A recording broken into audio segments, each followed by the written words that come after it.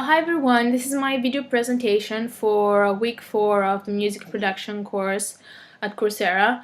So basically this week I'll talk about noise you can get in your recording and how you can eliminate this noise.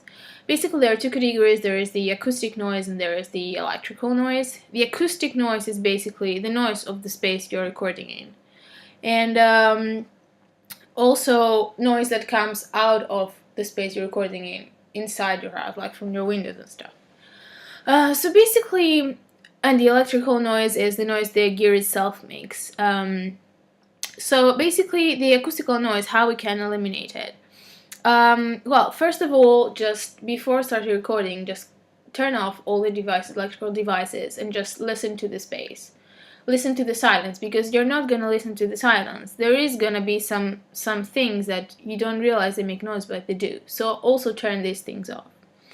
Then you will notice that if you're close to windows and you're living in cities, noise will come inside. So you also want to move your microphone away from the sources of noise.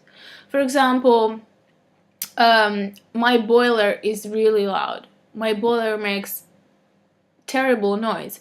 So I have tried, and I've put my microphone every time that I record really away from that, because there is no way to eliminate that. Even if I put a blanket on or a curtain on and try to do what I would do to a window, it is so loud that I can't really do it much. So yeah, away from windows, away from noisy boilers, etc. Then also creating an isolated space for your recording is a good idea.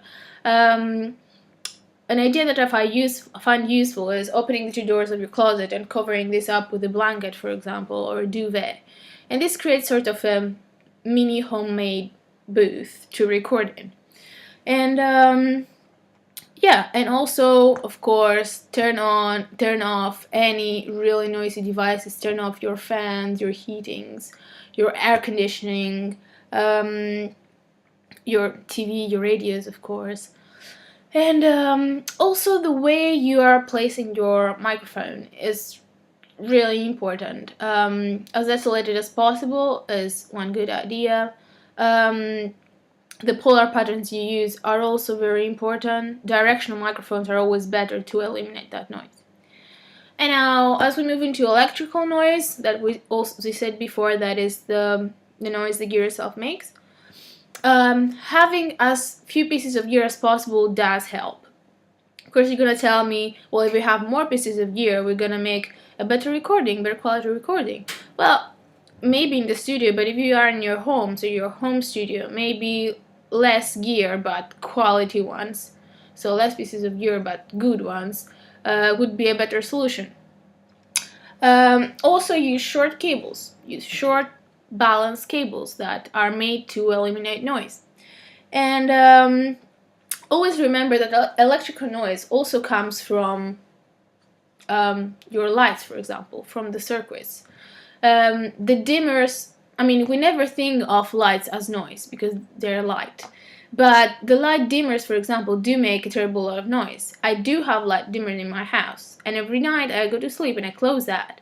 It just suddenly gets really quiet, and like, I haven't been hearing anything all day. But there is this humming noise, I can't really reproduce it.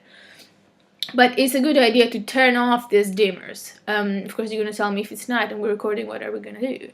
Well, I don't think there would be a problem with the normal lights, just the one that have the dimmers on. Also, another way to eliminate noise is basically to move the microphone closer to the source of audio and not turn all the gain all the way up. Turning the gain a lot is a bad idea. Of course, you're gonna tell me if you have a singer and you move the microphone really close to the singer, it's gonna be clipping. You need to find the perfect balance there.